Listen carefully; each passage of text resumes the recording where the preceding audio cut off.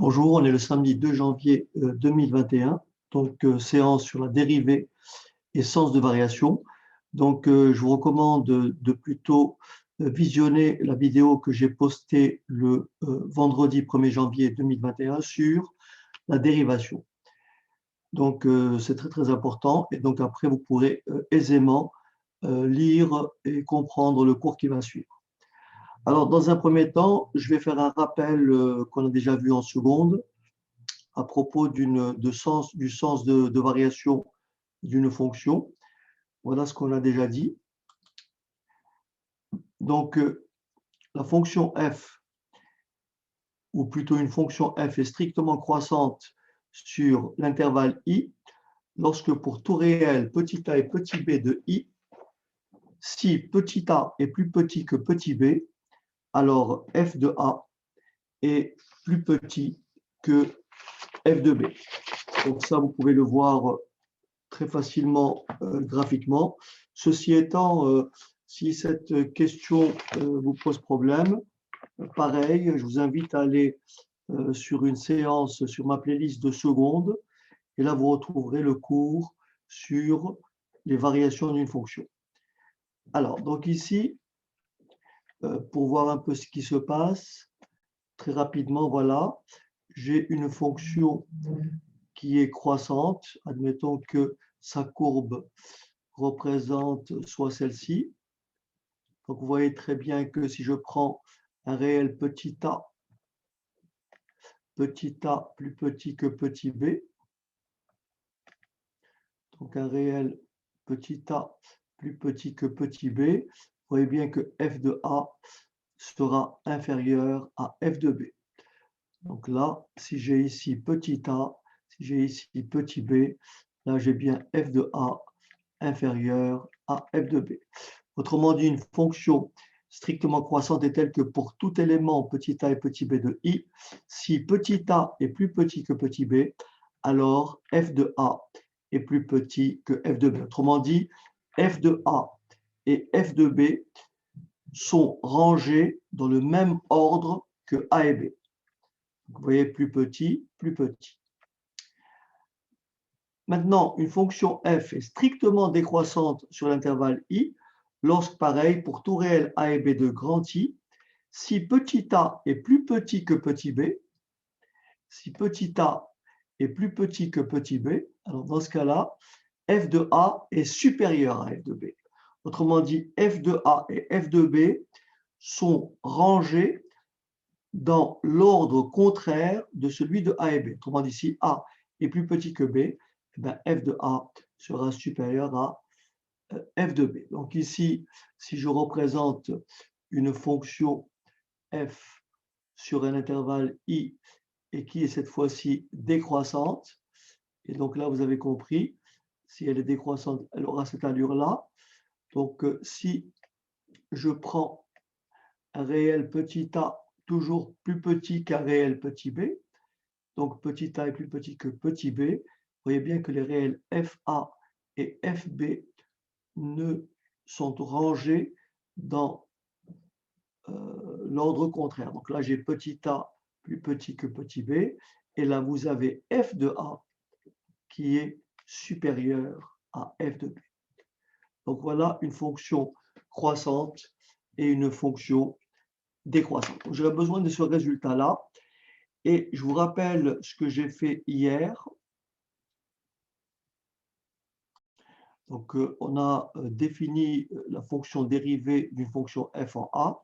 On dit qu'une fonction petit f est dérivable en a si la limite de f de a plus h moins f de a sur h, avec bien sûr h qui tend vers 0, cette limite existe, et si elle est finie, cette limite est donc appelée la dérivée de f en a, et on la note f' de a.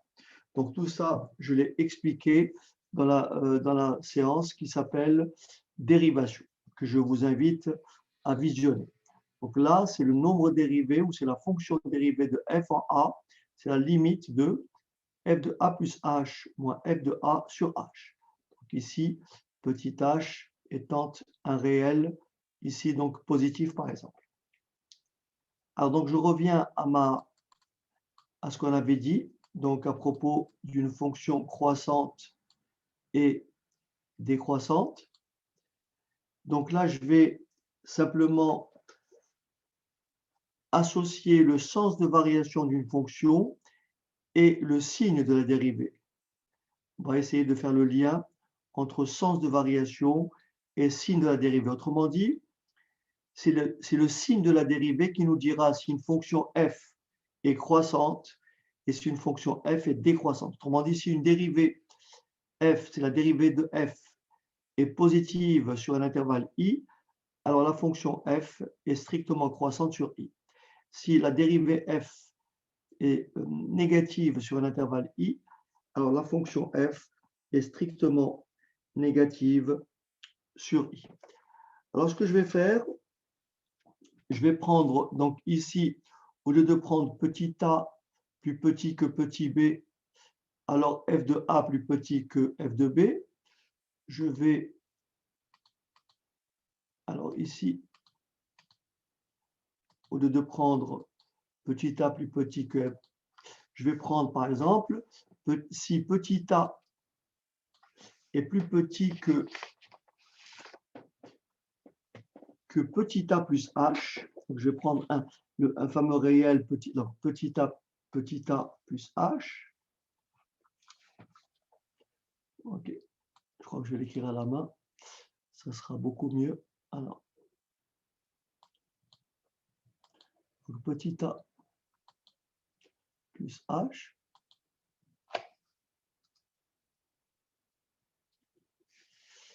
Donc, alors f de a est plus petit que f de a plus h. Ça, c'est une fonction qui est comment? Strictement croissante. D'accord? Donc, si a est plus petit que a plus h, alors f de a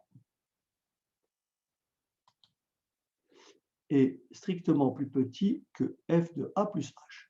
Je vais juste dupliquer ça et garder et supprimer ça. OK? Et on va travailler avec simplement cette partie-là. Donc là, j'ai pris un réel h positif, puisque ici j'ai supposé que a est plus petit que h, donc là vous avez compris que petit h ici, petit h est positif. On verra que si petit h est négatif, ça ne changera rien. Alors regardez bien ce qui se passe. Maintenant, si je fais le rapport, donc si petit a est plus petit que a plus h, alors je peux aussi écrire f de a moins f de a plus h est négatif.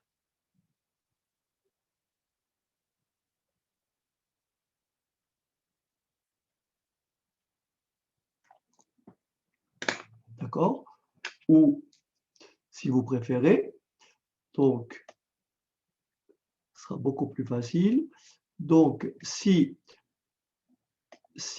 a est plus petit que a plus h, alors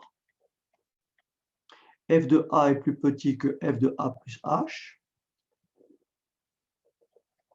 où f de a plus h est supérieur à f de a, c'est la même chose.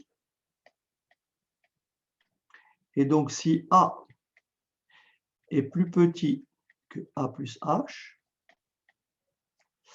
alors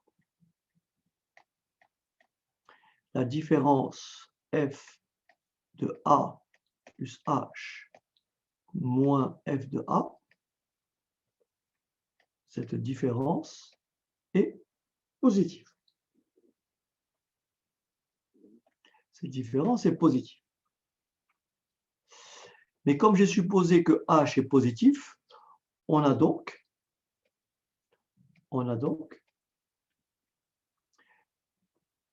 le rapport le rapport f de a plus h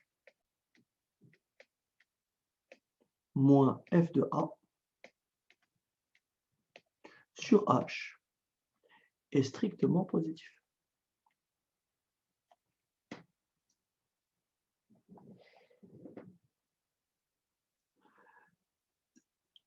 Admettons que petit h soit négatif. Si petit h avait été négatif, allez, on va écrire petit h négatif.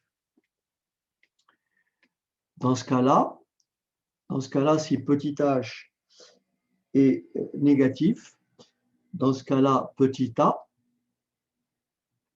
donc nous avons petit a, est supérieur à a plus h. Et ce qui implique quoi, comme la fonction est croissante, f de a est supérieur à f de a plus h, ce qui implique que f de a plus h moins f de a aurait été négatif, et donc le rapport f de a plus h moins f de a, le numérateur est négatif, le dénominateur h est négatif, le rapport est positif. Donc si on a une fonction, alors bien sûr j'ai pris h appartenant à l'intervalle i. Autrement dit, a plus h appartient à i.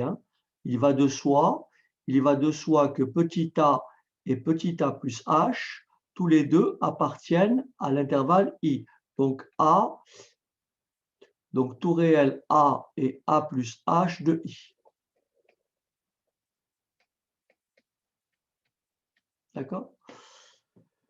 Donc que je prenne h positif ou que je prenne h négatif, ce rapport-là sera toujours positif si la fonction est comment? Croissante. Mais cette inégalité, elle reste vraie si je calcule la limite. Si je calcule la limite de f de a plus h,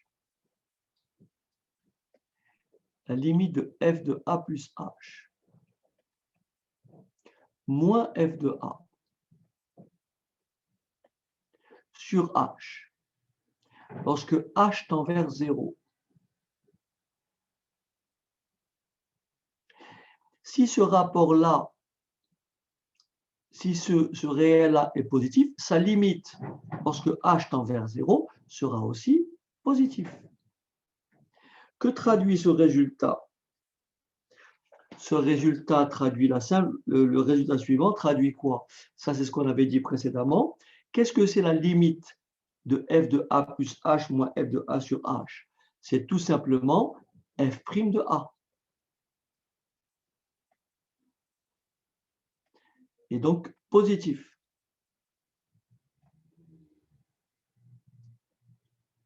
Parce que ce rapport-là, ça, c'est la dérivée de f en a. Alors, bien entendu, on peut donc dire quoi? Que la dérivée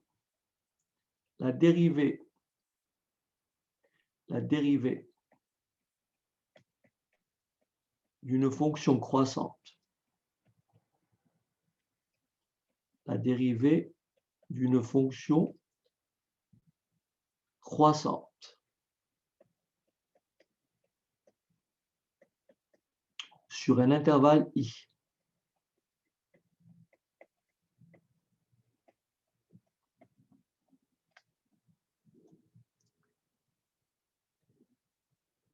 Donc la dérivée d'une fonction croissante sur un intervalle i est positive sur cet intervalle.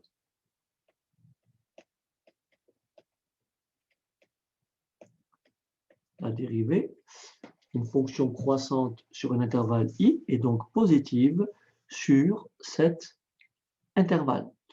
Donc ce qu'on vient de faire, Donc là, pour résumer, lorsque vous avez une fonction, bon, tout ça, c'est un peu de la théorie. Vous allez appliquer directement ce résultat. On le verra, on fera 1 ou 2 exercices d'application. Donc, encore une fois, vous avez une fonction f. D'abord, cette fonction f, elle est dérivable sur un intervalle i. Et donc, si sa dérivée est positive sur cet intervalle i, on conclura, on dira que la fonction f est strictement croissante sur i. Donc là, ce que j'ai fait avec une fonction croissante, on peut faire la même chose, vous tenez le même raisonnement, mais au lieu d'avoir ici a, au lieu d'avoir ici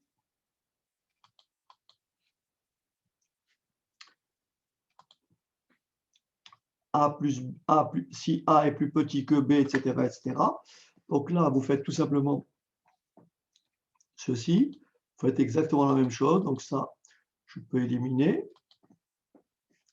Là, on va travailler avec une fonction strictement décroissante. Et donc là,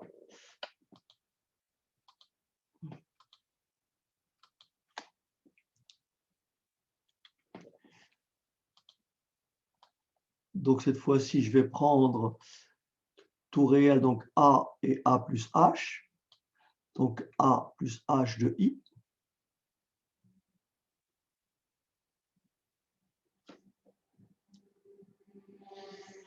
A plus h de i. Donc si a est plus petit que a plus h, alors f de a, le sens y change, alors f de a est plus grand que f de a plus h. Autrement dit, si a est plus petit que a plus h, alors vous voyez très bien que la différence f de a plus h, je prends toujours h positif, hein, donc f de a plus h moins f de a sera négatif. Et si je fais le rapport, f de a plus h moins f de a sur h, le numérateur est négatif, le dénominateur est positif, le rapport est négatif. Autrement dit, si une fonction f est décroissante, alors ce rapport-là est négatif. Il en est de même pour la limite de ce rapport-là. La limite, lorsque h tend vers 0, de f de a plus h moins f de a sur h, la limite de ce rapport-là est, bien sûr, qui est égal à quoi? À f' de a, est tout simplement négatif. Et donc, on va dire ceci, la dérivée d'une fonction décroissante, la dérivée d'une fonction décroissante ou d'une fonction strictement décroissante, d'accord? Fonction, donc là c'est strictement décroissante.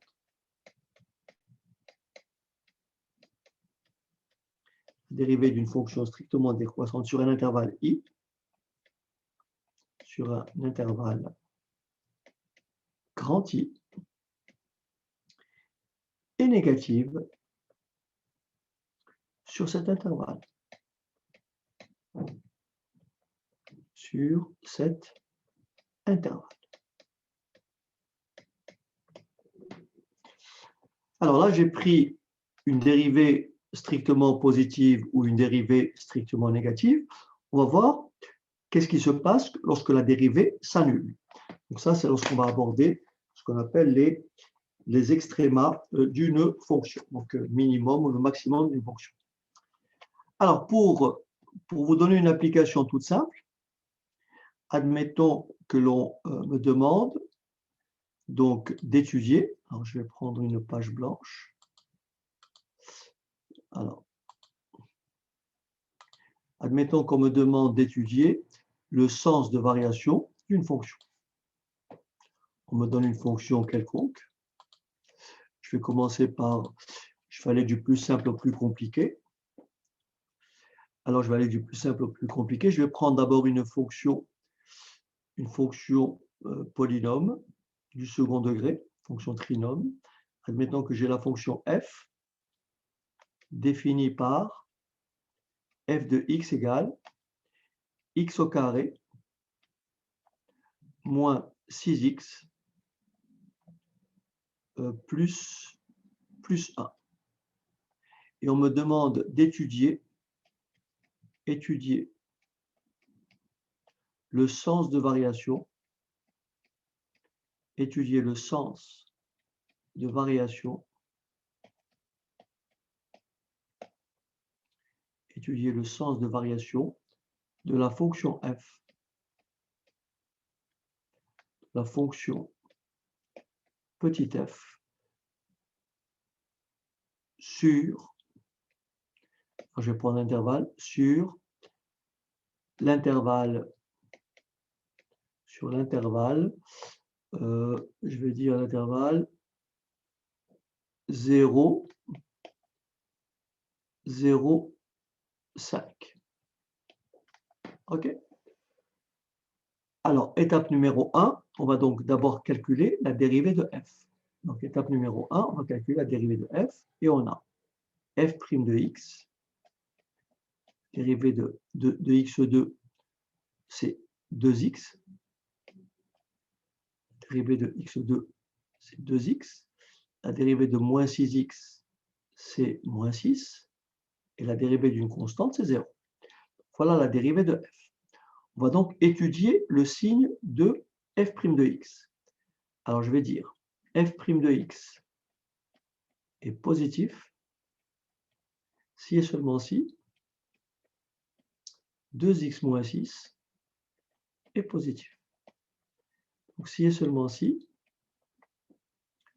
2x est supérieur à 6, ce qui équivaut à x plus grand ou égal à 3. Vous avez compris que f' de x sera strictement négative si et seulement si x est strictement plus petit que 3. Autrement dit, vous refaites la même opération, mais vous inversez le sens. Au lieu d'avoir plus grand, vous avez plus petit. Donc, au lieu d'avoir plus grand que 3, ça sera plus petit que 3. Donc, ça veut dire concrètement que la fonction f ici, on en déduit donc f est strictement croissante. Je vais commencer par l'intervalle de 0 à 3. Donc, f est strictement décroissante. F est strictement décroissante sur l'intervalle 0, 3. Pourquoi? Parce que sa dérivée est négative sur cet intervalle. Et elle est strictement croissante. Elle est strictement croissante sur l'intervalle 3, 5. Alors, une fois que j'ai dit ça, on va donc dresser, après ça, on va dresser ce qu'on appelle le tableau de variation de f. Donc, le tableau de variation de f, il aura cette allure-là. Je vais effacer là. Et donc, dans mon tableau de variation, je vais donc porter le domaine d'étude. Donc, ici, on travaille. Alors, dans le tableau de variation, ça se présente comme ceci. Donc, ici, vous avez là, j'ai le signe de la dérivée. Signe de la dérivée et le sens de variation de la fonction. Donc là, qu'est-ce que j'ai? J'ai x. Là, j'ai le signe de f' de x. Et là, j'ai les variations de f. Variation de la fonction f. Je travaille sur l'intervalle de 0 à 5. J'ai ici une valeur intermédiaire dont on va parler tout à l'heure, qui est égale à 3. Et donc, on voit très bien que la dérivée s'annule en 3. Hein. Dérivée s'annule en 3. 2 fois 3, 6. Moins 6, ça fait 0. Donc, la dérivée s'annule en 3. Elle est positive de 3 à 5, sur l'intervalle 3, 5. Et la dérivée est négative sur l'intervalle 0, 3. D'accord? Donc ça, c'est le signe d'un binôme du premier degré. C'est du signe de A à droite, c'est du signe de A à droite de 0. Donc ici, petit a, c'est plus 2. Donc là, c'est plus et là, c'est moins. Comme la dérivée est négative, on l'a dit, donc la fonction est d'abord décroissante sur l'intervalle 0, 3. Et ensuite, elle est strictement croissante sur l'intervalle 3, 5. Alors maintenant, il faut remplacer x par 0. F de 0, c'est égal tout simplement à 1. F de 3, je remplace, ça fait 9. 9 moins 18, ça fait moins 9. Moins 9 plus 1, moins 8. Vous voyez bien que la fonction, elle décroît de 1 à moins 8. Et f de 5, je remplace. 25 moins 30, ça fait moins 5. Moins 5 plus 1, ça fait moins 4. Et elle croît bien de moins 8 à moins 4. Alors, regardez bien ici. La fonction f, elle est décroissante, puis croissante. Et sa dérivée s'annule en 3. En fait, rappelez-vous ce qu'on a dit dans la séance précédente. F' de A, c'est le nombre dérivé de f en A. C'est le nombre dérivé de f en A, et c'est aussi le coefficient directeur de la tangente. Coefficient directeur de la tangente au point d'abscisse A. Et donc, comme f de 3, comme f' de 3 égale 0, ça veut dire que la courbe CF admet en 3 une tangente dont la pente, dont le coefficient directeur est nul. Et donc, elle admettra donc une tangente parallèle à l'axe des abscisses. Schématiquement, je ne fais pas un schéma précis, mais schématiquement, voilà à quoi ressemblerait cette courbe. Schématiquement, ça ressemblerait à ceci. Donc, si je travaille sur l'intervalle de 0 à 5,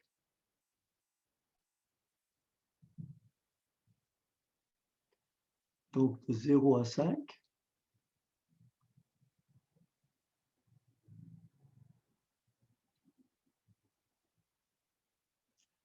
donc ici, 0, 1, 2, 3, 4 et 5. Je repère le point 0, 1. Donc 0, 1, il est là. Je vais prendre une unité plus petite parce que si je n'aurai pas de place. Donc je vais orienter le repère comme ceci. Je vais prendre ici donc l'unité comme ça. Et là, je vais prendre une unité comme ça. Donc 0, 1 se trouve ici. Là, je vais repérer le point 3 moins 8. Donc 3 moins 8.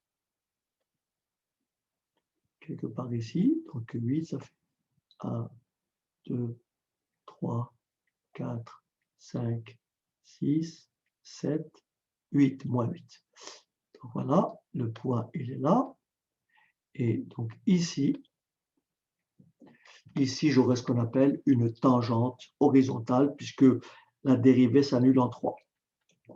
Et enfin, le point 5 moins 4. 5 moins 4, que 3, 5 c'est ici. Donc 3, 4, 5, moins 4, 1, 2, 3, moins 4. Donc, je vais récupérer. Voilà. Donc, 5 moins 4, ça va être ce point-là. Donc, la courbe, elle aura cette allure-là. On sait que c'est une parabole, donc elle aura cette allure-là. Voilà. Donc, elle va venir de 0. Donc, ici, comme on a dit, on a ce qu'on appelle une tangente horizontale. Voilà. On a une tangente horizontale, car la dérivée, car f' de 3 égale 0, lorsqu'une dérivée s'annule et change de signe, moins plus, plus moins, vous aurez toujours une tangente horizontale. Hein? Le fait que la dérivée s'annule, vous n'avez pas forcément une tangente horizontale. Pour avoir une tangente horizontale, il faut que la dérivée s'annule et il faut qu'elle change de signe. D'abord moins plus ou plus moins. Et donc, je vais tracer la courbe et elle aura à peu près cette allure-là. Alors, bien sûr, je peux prendre d'autres points. Hein. Si je prends le point 2, alors 2, ça fait 4. 4 moins 12, moins 8. Moins 8 plus 1, ça fait moins 7. Donc, 2 moins 7. 2 moins 7, elle passerait ici. Voilà. Donc, la courbe, elle fait ça.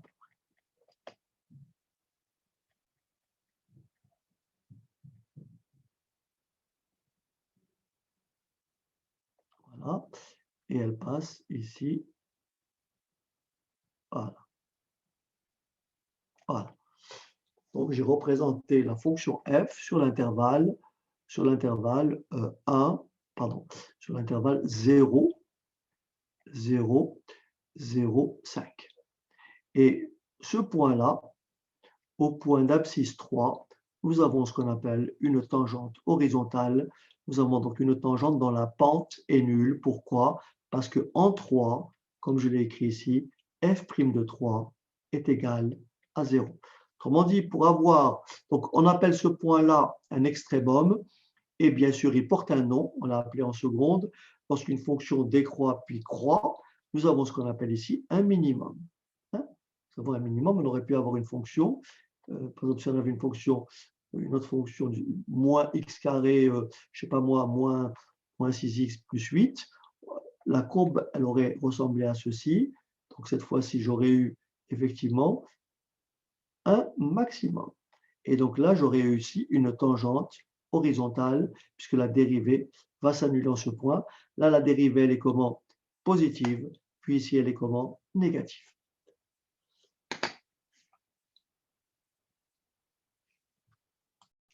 Voilà, donc on va résumer tout ce qu'on vient de dire. Donc d'abord, alors signe de la dérivée et sens de variation. Alors, donc signe de la dérivée d'une fonction monotone. Une fonction monotone, c'est une fonction qui est soit croissante, soit décroissante sur un intervalle. On dit qu'elle est monotone si elle est soit croissante, soit décroissante. Alors, théorème numéro 1. Soit petit f, une fonction dérivable sur un intervalle grand I. Si f est croissante sur I, alors sa dérivée f' est positive sur I. J'aurais pu aussi écrire si f est strictement croissante sur I, alors sa dérivée f' est strictement positive sur I. Enfin, si f est décroissante sur I, alors sa dérivée f' est négative sur I. J'aurais pu aussi dire, si f est strictement décroissante sur I, alors sa dérivée f' est strictement négative sur I. Maintenant, sens de variation d'une fonction. Théorème, soit petit f une fonction dérivable sur un intervalle I. Si la dérivée est si f' est plus grand ou égal à 0 sur I, alors f est croissante sur I. Si f' est négatif ou nul sur I, alors f est décroissante sur I. Et enfin, si f' est nulle sur I, alors f est constante sur I. Bien entendu, j'aurais pu écrire si f' est strictement positif sur I, alors f est strictement croissante sur I. Si f' est strictement négative sur I, alors f est strictement décroissante sur I. Donc vous allez me dire, mais tout à l'heure, on avait vu que la dérivée pouvait s'annuler, etc. Bon. Schématiquement, voilà une fonction strictement croissante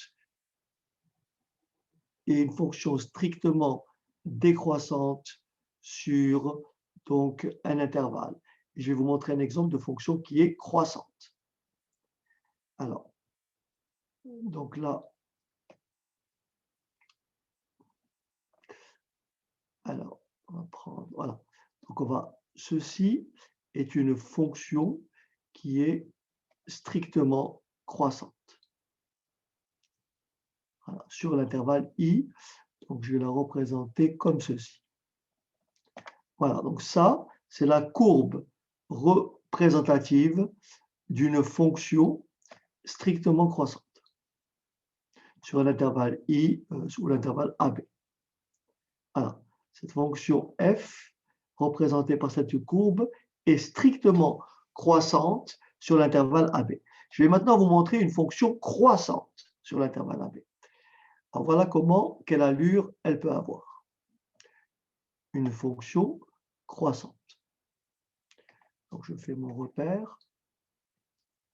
En fait, une fonction croissante, elle peut avoir cette allure-là. Regardez bien. Elle croît, elle est constante, et elle croît de nouveau. Cette fonction, l'intervalle ici c'est AB, cette fonction, elle est croissante. Pourquoi? Parce qu'elle est strictement croissante entre A et, on va dire, C. Elle est constante entre C et D. Et elle est de nouveau strictement croissante entre D et B. Et c'est pour ça qu'on dira que cette fonction est croissante. Pourquoi? Parce que la dérivée s'annule sur l'intervalle CD.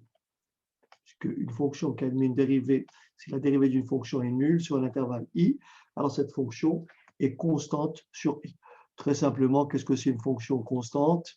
Je vais vous le montrer tout de suite. C'est la fonction, exemple de fonction constante, c'est la fonction f qui à x associe une constante, un nombre, que je vais appeler k. La dérivée de f, c'est tout simplement 0. Ce qui veut dire que si je représente cette fonction-là, elle est tout simplement représentée par une droite parallèle à l'axe des abscisses et qui passe par le point d'ordonnée k. Voilà. Donc ça, c'est la droite d'équation y égale k. Elle représente la fonction f qui est constante. Donc une fonction constante, c'est une parallèle à l'axe des abscisses. Alors, ensuite, on a parlé tout à l'heure d'extrémum, c'est-à-dire de minimum ou de maximum. Donc voilà ce qu'il faut retenir. Extrémum d'une fonction. Donc extrémum est dérivé. Théorème. Soit toujours petit f une fonction dérivable sur un intervalle i. Si f admet un extrémum local en un réel a, distinct des extrémités de l'intervalle i, alors bien sûr f' de a égale 0. Donc si vous avez un extrémum local en a, sa dérivée en a égale 0. Ensuite, existence d'un extrémum. Que faut-il avoir pour avoir un extrémum? Un extrémum, c'est soit un minimum, comme je l'ai dit, soit un maximum. D'accord? Donc, soit f, toujours une fonction dérivable sur l'intervalle i, si la dérivée f' s'annule en un réel petit a de i. Attention, en changeant de signe. Alors, f admet en a un extrémum. Donc, si la dérivée est d'abord négative, je vous l'avais montré tout à l'heure, Donc, je vais faire deux tableaux pour vous montrer les deux situations. Voilà, première situation et deuxième situation. Donc là, je vais avoir le signe de la dérivée. Et là, je vais avoir les variations de f. Donc, signe de la dérivée et les variations de f. Alors, donc ici, j'ai x. Admettons qu'on a l'intervalle AB. Je vais pas prendre l'intervalle AB, je vais prendre l'intervalle, parce que le point, je vais l'appeler petit a, je vais l'appeler l'extrémum. Donc, alors, donc ici, je vais appeler ça. Je vais appeler ça EF, intervalle EF. Je vais prendre ici un réel petit a. Donc là, j'ai l'intervalle EF. Et là, j'ai un réel petit a. Donc là, j'ai x.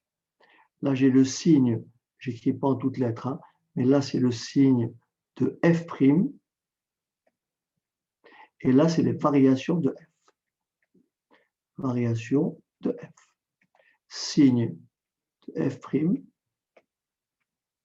et variation de f.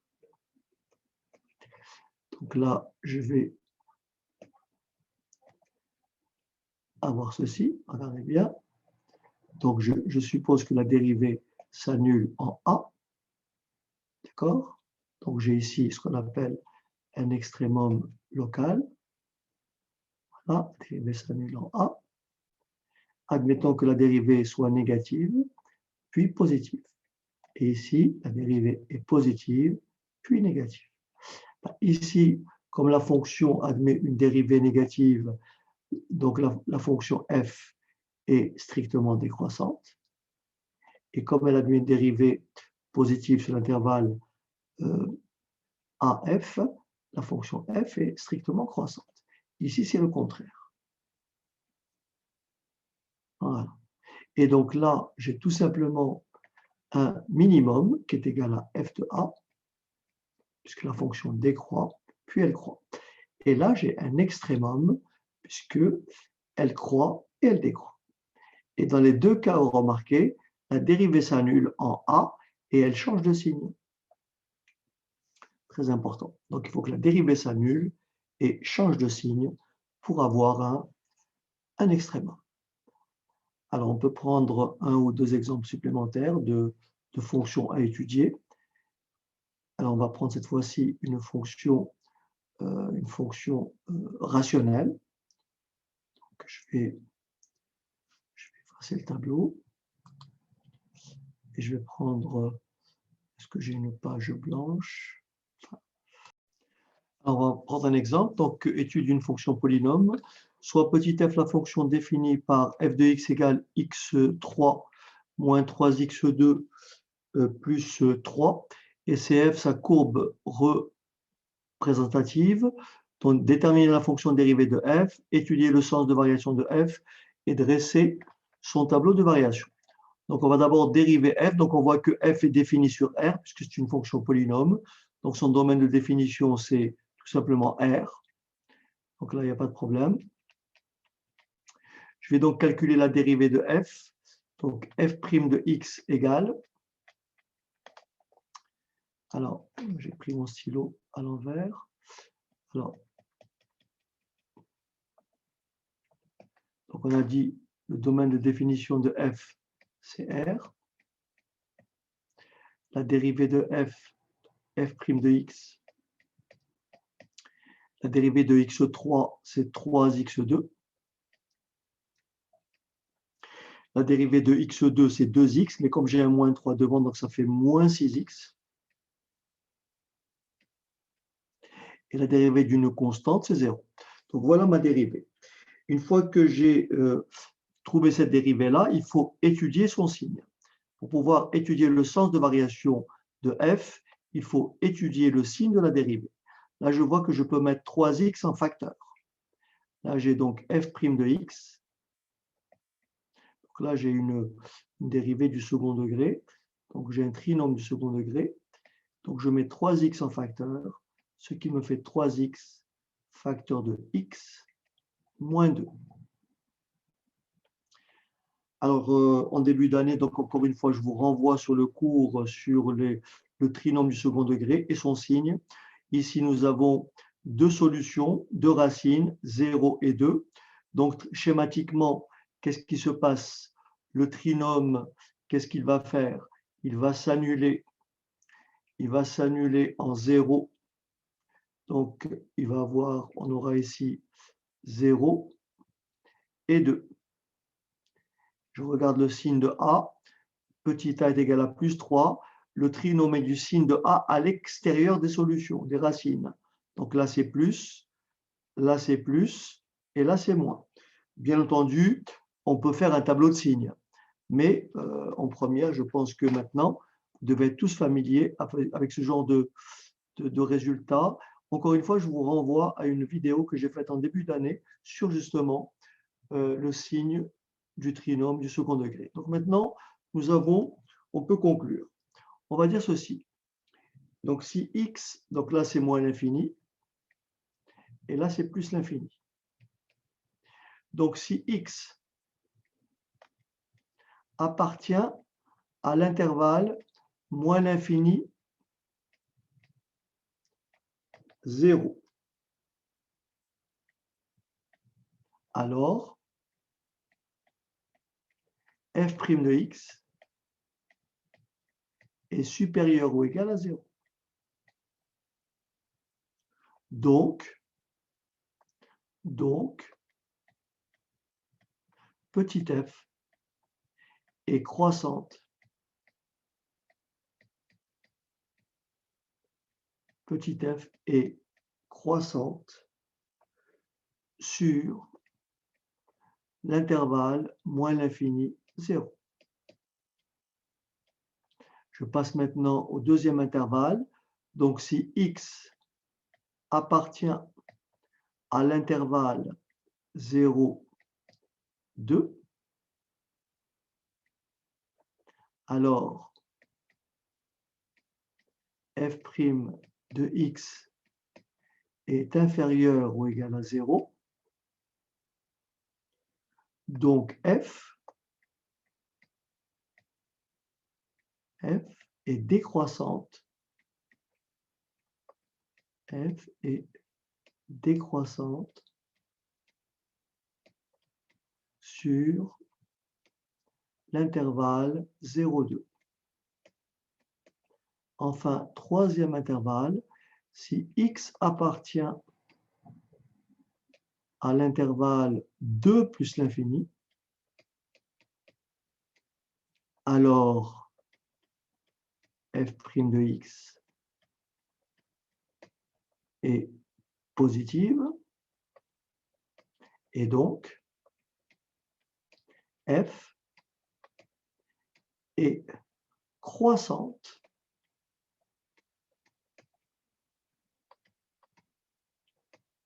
sur l'intervalle 2 plus l'infini. Voilà l'étude du sens de variation de f. On dit, une fois que j'ai étudié le signe de la dérivée, je conclus et je détermine les intervalles sur lesquels la fonction f est croissante et sur lesquels la fonction f est décroissante.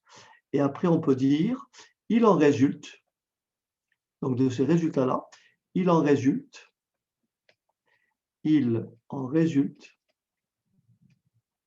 le tableau de variation suivant. Il en résulte le tableau de variation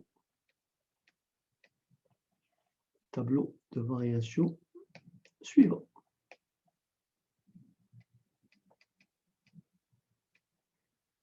Alors, donc ici, le tableau il sera comme ceci. Rappelez-vous, il y a trois états. Donc là, c'est pour la valeur de x. Je refais, parce que je suis au bout de tablette. Là. Voilà. Là, j'ai le signe de la dérivée. Et là, j'ai les variations de f. Voilà. Donc ici j'ai x. Là, j'ai le signe de f' de x.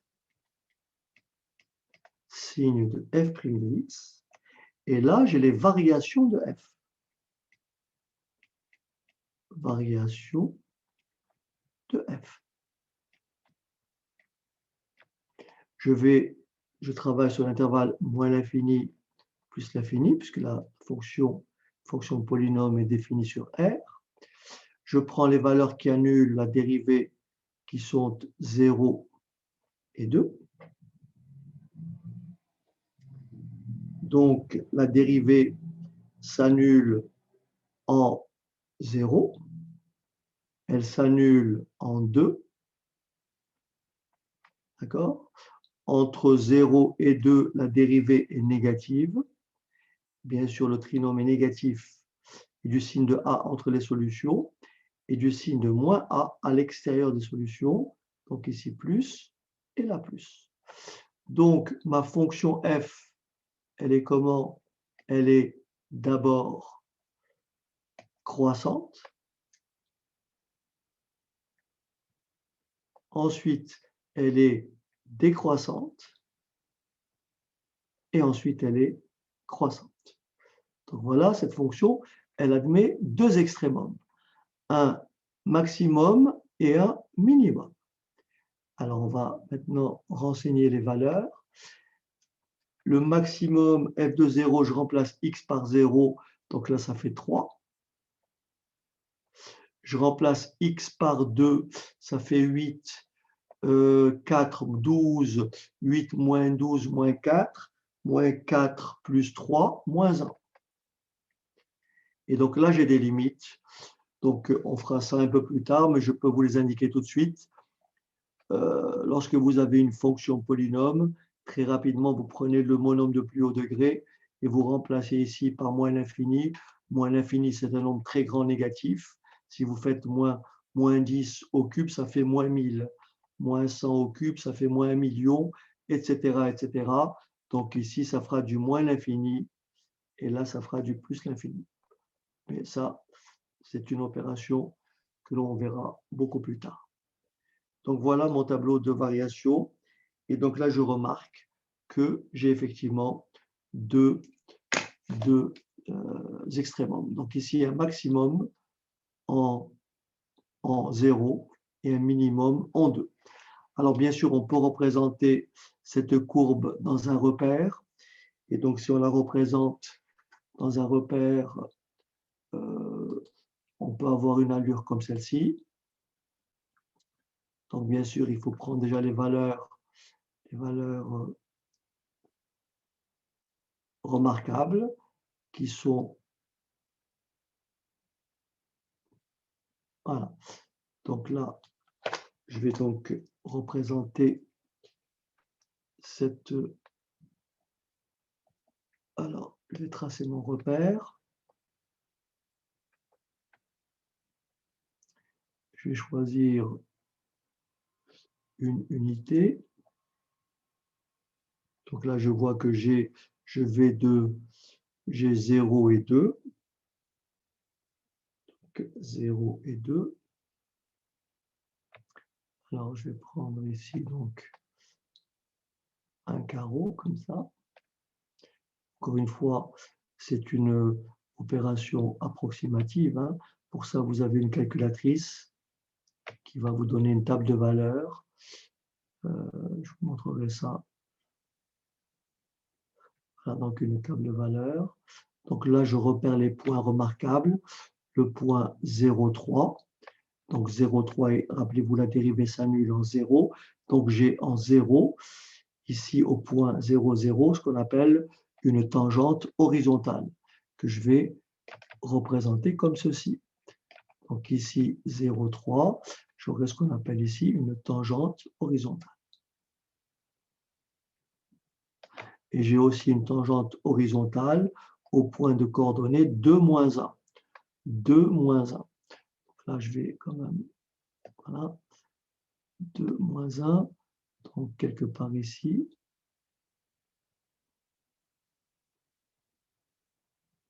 Donc, quelque part ici, j'ai ce qu'on appelle une tangente horizontale. Alors, je vais...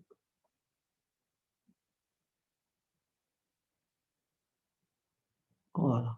Je vais supprimer ce point-là parce que ça ne m'intéresse plus. Et celui-là aussi. Voilà. Et donc, j'ai ce point-là à peu près ici. Voilà. Et j'ai ce point-là, voilà, maximum et minimum.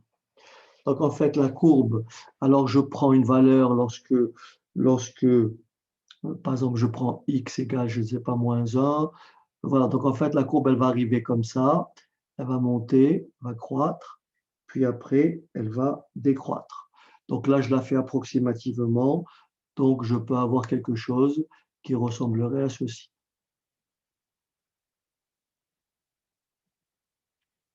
Voilà.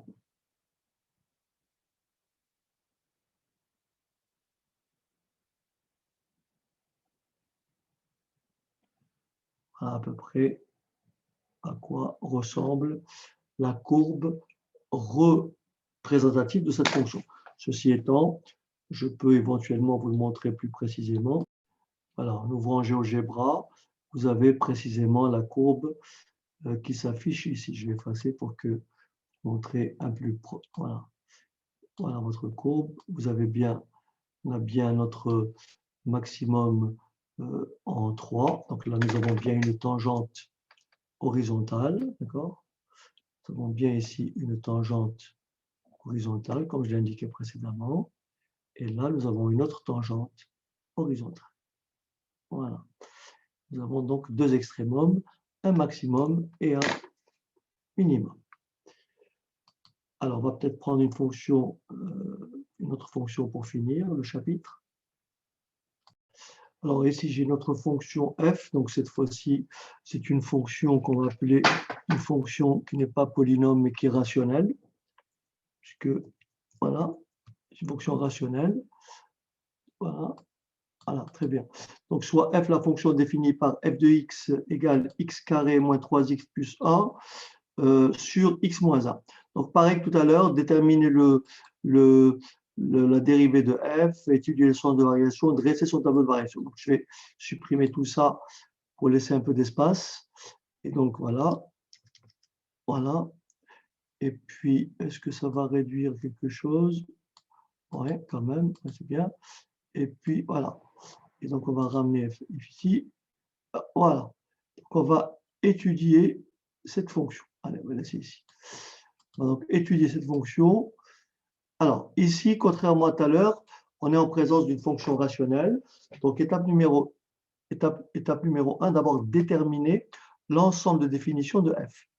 Donc, une fonction rationnelle, ici, cette fonction plutôt f de x existe, si et seulement si le dénominateur est non nul. Donc, qu'est-ce qu'on va dire?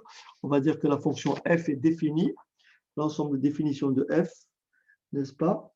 C'est tout simplement, on va écrire ceci. Alors, c'est quoi ça? Okay. Alors, f de x existe. F de x existe. Si et seulement si x moins 1 est différent de 0. Soit x différent de 1. Par conséquent, donc, le domaine de définition de f, d de f, c'est R privé de 1. Qu'on écrit comme ça, ou bien R anti-slash, ça se lit R privé de 1, ou bien sous forme d'une réunion d'intervalles, c'est-à-dire l'intervalle moins l'infini 1 ouvert, attention, 1 n'est pas compris, union, l'intervalle 1 plus l'infini. Autrement dit, la fonction f, elle est dérivable sur l'intervalle moins l'infini 1, 1 exclu. Et elle sera dérivable sur l'intervalle 1 plus l'infini 1 exclu. Très bien. Autrement dit, la fonction f n'est pas dérivable en 1. Donc, je vais effacer et maintenant, on va calculer la dérivée de f. Alors, f se présente sous quelle forme? F se présente sous la forme u sur v. Alors, on va dire poso u de x égale x au carré moins 3x plus 1. Et v de x égale, encore une fois pour les dérivés, je vous renvoie à la vidéo précédente, hein, j'insiste là-dessus. Il faut vraiment que vous visionniez le cours sur la dérivation avant d'entamer ce chapitre, pour plus de clarté en fait. Et v de x est tout simplement égal à x moins 1. Donc j'ai posé u, je calcule automatiquement u' de x. Donc la dérivée de x2, c'est 2x. La dérivée de moins 3x, c'est moins 3. La dérivée de v de x, c'est 1, puisque la dérivée de x, c'est 1. Et la dérivée de moins 1, c'est 0. Donc f est de quelle forme? F est de la forme u sur v. Ce qui implique que la dérivée f'. Alors f' est donc égal à quoi? À u'v moins v'u sur v au carré. On a donc, on va remplacer f' de x égale. Donc là, vraiment, j'ai rédigé sur une copie. C'est comme ça qu'il faut présenter les choses. Hein, d'accord? Donc j'essaie de vous donner vraiment le détail des un modèle de rédaction en fait. Alors, donc f' de x, et je remplace. U'. U', c'est 2x moins 3. U' fois v. Moins v', donc 1 fois u.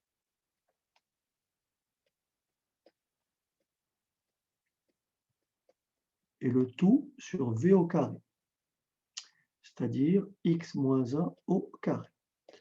Je développe le numérateur, je ne développe pas le dénominateur parce que le dénominateur est un carré et ça m'arrange de le laisser sous cette forme parce qu'on va étudier, rappelez-vous, le signe de la dérivée.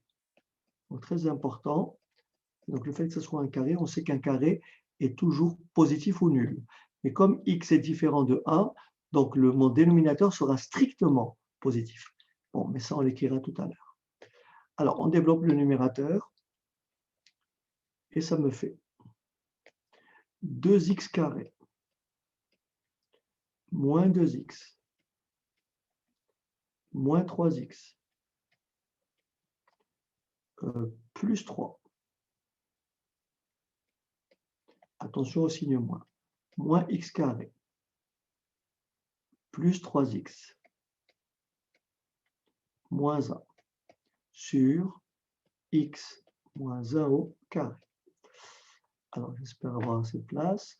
Je vais plutôt réécrire ici ma dérivée parce que je vais effacer tout ça après. Donc, j'écris ma dérivée. Mon résultat final, ça me fait f' de x égale. Alors, mon dénominateur, on a dit qu'il était inchangé. C'est x moins 1 au carré. Alors, 2x carré moins x carré, ça fait x carré. Moins 2x moins 3x, plutôt moins 3x plus 3x, ça fait tout simplement 0. Et ça me laisse donc moins 2x. Et plus 3 moins 1 plus 2. Très bien. OK. Donc maintenant, il faut étudier le signe de la dérivée. Donc je vais effacer tout ça. si vous permettez. Donc, voilà. De toute façon, vous pouvez revenir dessus sans problème. Alors, j'efface. Voilà ce qu'on va dire. Maintenant, un petit peu de rédaction. Un petit peu de rédaction. Et voilà ce qu'on va dire.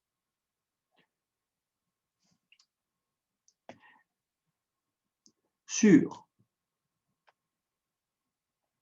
l'intervalle sur R ou sur DF.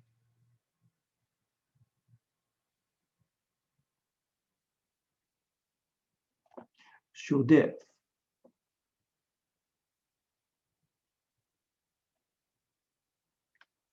F' de X et du signe de X carré moins 2X plus 2 car X moins 1 au carré est strictement positif pour tout réel X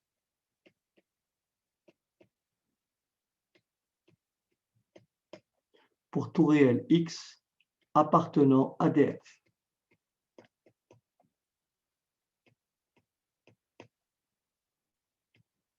DF étant l'ensemble de définition de la fonction f. Donc là, je pourrais enlever cette partie-là, voilà.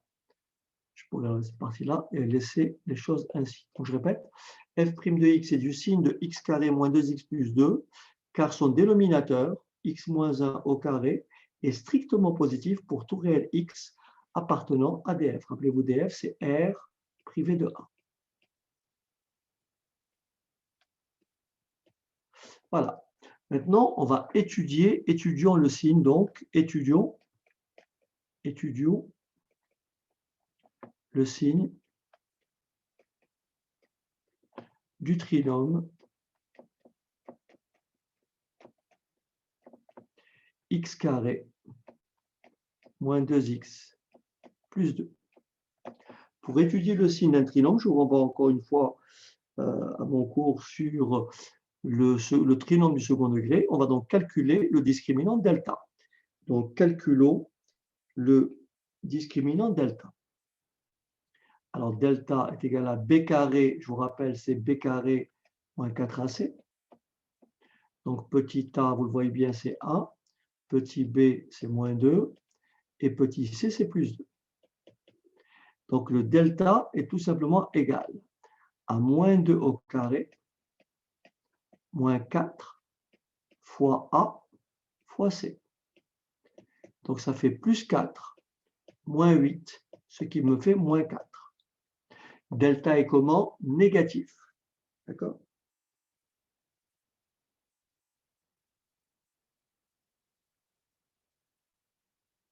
Alors, voilà ce qu'on va dire. Comme delta est négatif, alors le trinôme x carré moins 2x plus 2 est strictement positif car le coefficient de x2, le petit a, le coefficient de x2 est strictement positif. Rappelez-vous, lorsque delta est négatif, si delta est négatif, le trinôme n'admet aucune solution, le trinôme, il est du signe de A. Il est du signe de A. Et A ici, c'est plus 1. Ce qui veut dire que x carré moins 2x plus 2 est strictement positif. Alors, je vais effacer tout ça. Si vous permettez, on va faire un peu d'ordre. Voilà. On a dit que la dérivée était du signe de x carré moins 2x plus 2. On en déduit donc, on a dit que la dérivée était du signe de x carré moins 2x plus 2, mais comme x carré moins 2x plus 2 est strictement positif, car delta est négatif et petit a est positif, alors on en déduit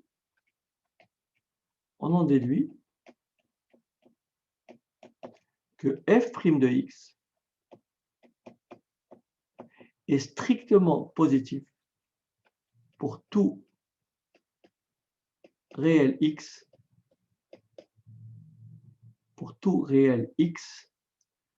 appartenant à l'ensemble de définition, c'est-à-dire à R privé de A. Et comme la dérivée est strictement positive, on va tout simplement écrire il en résulte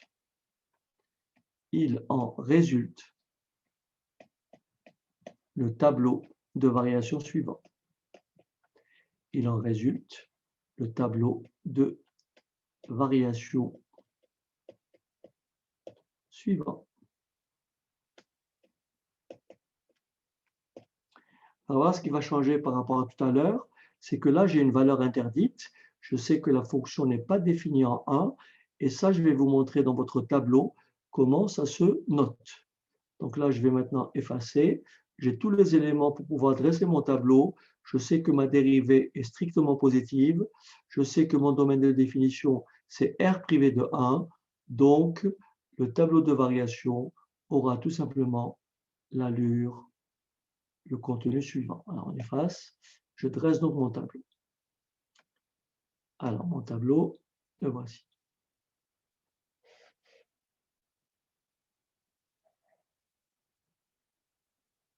Pareil, donc toujours x, le signe de f' de x et les variations de f.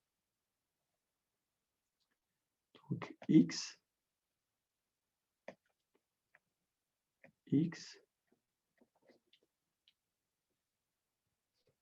signe de f' de x,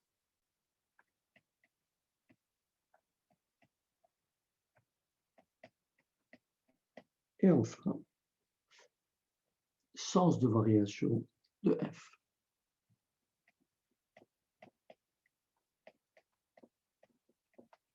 Variation de petit f. On travaille sur l'intervalle de moins l'infini à plus l'infini. Alors attention, cette fois-ci, j'ai une valeur interdite. 1 est une valeur interdite puisque la fonction n'est pas définie en 1. Et ça va se traduire par ce qu'on va appeler une double barre en 1. Donc là, en 1, on va mettre une double barre. Ça veut dire que la fonction n'est ni définie ni dérivable en 1. Elle est un peu trop large. Voilà, donc la fonction n'est ni définie ni dérivable en 1. Donc là, je n'aurai pas de valeur. Et qu'est-ce qu'on a dit? Que la dérivée était strictement positive. Donc là, j'ai un signe plus, et là, j'ai un signe plus. Et la fonction f, elle est donc strictement croissante sur l'intervalle moins l'infini 1, et elle est strictement croissante sur l'intervalle 1 plus l'infini. Attention, il ne faut pas dire que la fonction f est strictement croissante sur R. Non, elle est strictement croissante sur le premier intervalle et strictement croissante sur le second intervalle. Donc voilà. Alors, on peut lui donner, voir quelle allure elle a. On peut essayer de trouver l'allure de la courbe. Alors, on peut regarder. Donc, on va ouvrir. Alors, on va donc entrer.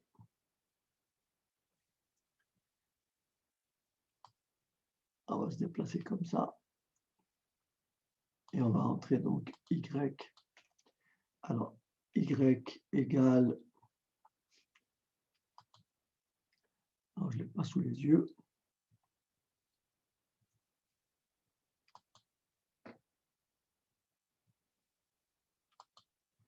Alors, y égale. Alors, on a dit combien x au carré moins 3x plus 1 sur x moins 1. OK? Donc, une parenthèse, parce que j'ai un numérateur. Donc, x au carré moins 3x plus 1, le tout, donc je sors de la parenthèse, divisé par, entre parenthèses, x moins 1. X moins 1, fermez la parenthèse. Et donc voilà à quoi ressemble la fonction, la courbe représentative de f. Voilà. Et donc là, vous remarquez que si je trace la droite d'équation x égale a, je vais la tracer pour vous la montrer. Donc si je trace x égale a, x égale a, vous voyez, la fonction, elle n'est pas définie en 1. Donc là, je vais essayer de mettre... Voilà, elle n'est pas définie en 1. Vous voyez, la courbe, elle arrive comme ça, elle est croissante et elle ne va jamais toucher, elle ne va jamais rencontrer, elle n'aura... Il n'y a aucun point de la courbe qui a une abscisse égale à 1. Voilà. Et donc là, ça porte un nom, cette droite-là, elle a une particularité, elle porte un nom, on appelle ça une asymptote. Et comme elle a une position verticale, on dira que la courbe admet une asymptote verticale. Vous voyez bien qu'elle est croissante de moins l'infini à 1, et elle est de nouveau croissante de 1 à plus l'infini. Voilà, donc je pense avoir à peu près fait le tour du sujet. Alors bien sûr, reste maintenant à vous entraîner, à faire des exercices. Donc voilà, encore une fois, n'hésitez pas à commenter. Donc si vous avez des remarques à faire, sur la question, sur le thème en particulier, n'hésitez pas à me faire des commentaires. J'essaierai d'y répondre soit directement, voilà, soit s'il y a une incompréhension, je ferai éventuellement une autre vidéo. Mais n'hésitez pas à commenter, puis je vous dis donc à la prochaine. Donc restez donc sur la rubrique analyse, donc dans l'ordre dérivation et dérivée sens de variation. J'ai aussi fait une vidéo, ça c'est pour plus tard, je l'ai faite pour la trigonométrie, c'est un module qui est complet. Il dure plus de 3 heures. Donc, vous avez tout, vous saurez tout sur la fonction sinus, cosinus et tangente. Encore une fois, n'hésitez pas, encore une fois, j'insiste, n'hésitez pas à écrire, à faire vos remarques si vous avez des questions sur les points que j'ai développés dans cette séquence. Voilà. Allez, à très bientôt et je vous dis bonne soirée.